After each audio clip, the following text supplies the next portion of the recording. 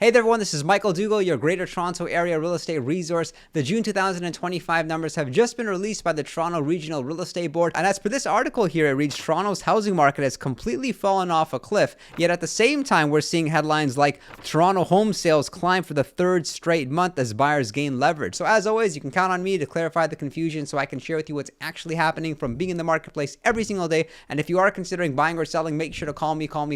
And if you're a real estate agent looking for a great brokerage, make sure to reach out to me to learn more about what eXp Realty can offer you. And here we're taking a look at the average price and how it's changed over the years going back to 2007. And we can see that our average price, it is down considerably from the peak in early 2022. For most areas, prices have come down about 15% or so from the peak, and clients haven't seen any real appreciation over the past 5 years. But it's the homeowners that purchased their property back in 2015, 2016. They can still say that they've done well because that's really the period where we saw the most appreciation happen at such an accelerated rate. And the most concerning thing from the perspective of homeowners is that property values have been steadily declining throughout the past couple of years. However, in previous downturns such as 2017 as well as 2008, we could see that property values, they came down but only for a short period, and then the market was restored. Whereas now it seems like every single year we're thinking, is this going to be the year when property values finally come up? And it looks like 2025, that doesn't seem to be happening, and prices likely shouldn't be restored until at least 2026. And there's a couple ways in which this is affecting the buyer's psychology and the buyer's perspective. For one, they don't know if property values would be coming down further, so why would they buy a property now? They figured, why don't we just wait, stay on the sidelines, property values could come down more. The second thing we have to look at is that it's not very attractive to own rental property right now. Looking at this chart here, we can see the number of properties in which people own, and so less people are wanting to own more than just their principal residence. And I'm often talking to experienced investors that are selling whatever property they have in the Greater Toronto Area and wanting to put that money towards US real estate, or maybe put it towards some other sort of investment vehicle. And this can affect our market in a major way, because if investors stop buying in the Greater Toronto Area, we're going to have less demand while we have all the supply. Here we're taking a look at the number of active listings specifically for the month of June. We're going back the past 30 years, and we can see that our number, over 30,000 active listings, is the highest that June has ever experienced. And so it's not really about interest rates decreasing anymore that could contribute to the market coming back and homes selling fast. Whereas now what the main focus is all the supply of listings, and it doesn't make sense that property values will increase until the supply of listings is somewhat depleted. Here we're taking a look at the number of active listings, and we can see it's been steadily increasing ever since December. December was only about 15,000 active listings. Now we're at over 31,000 active listings. May as well saw over 30,000 active listings.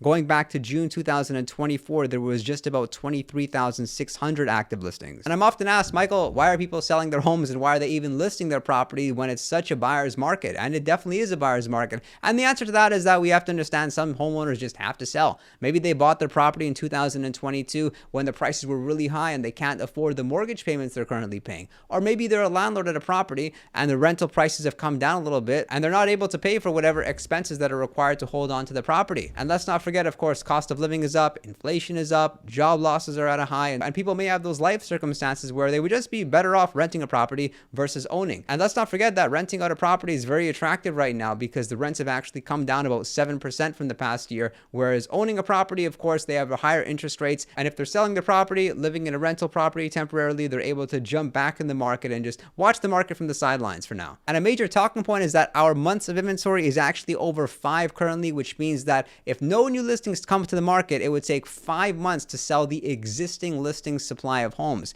And that's reflected by looking at the number of active listings and the number of sales. Sales, we only have about 6,200 sales that have taken place. Active listings, we have over 31,000. Now, if we compare this to June 2024, we can see that sure, the number of sales was pretty similar, about 6,200, but there were about 8,000 less active listings. So the months of inventory was only 3.8. So the higher this number is, the more of a buyer's market it is, and the lower the number is, the more of a seller's market we're in. And looking at this chart here, we're looking at the number of sales that have taken place in the month of June over the past 25 years. We can just see how low this number is. When you compare it to, say, 2015 or 2016, we had double the number of sales. And let's not forget that now we have a lot more property. We have more high-rise buildings that have built. We've had more new construction, and sales are still this low. It's going back to 2007. And we can see that our average price, it is down considerably from the peak in early 2022. For most areas, prices have come down about 15% or so from the peak, and clients haven't seen any real appreciation over the past 5 years. But it's the homeowners that purchased their property back in 2015, 2016. They can still say that they've done well because that's really the period where we saw the most appreciation happen like at such an accelerated rate. And the most concerning thing from the perspective of homeowners is that property values have been like steadily declining throughout the past couple of years. However, in previous downturns such as 2017 as well as 2008,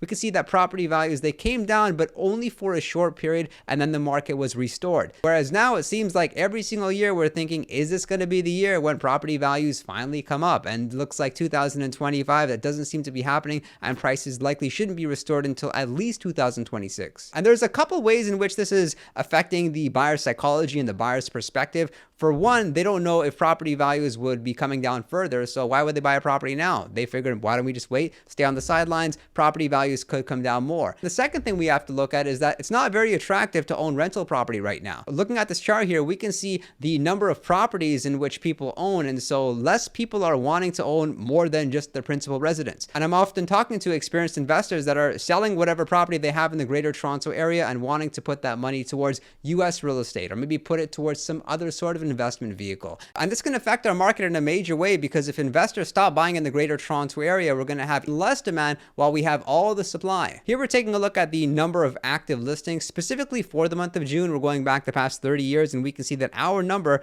over 30,000 active listings, is the highest that June has ever experienced. And so it's not really about interest rates decreasing anymore that could contribute to the market coming back and home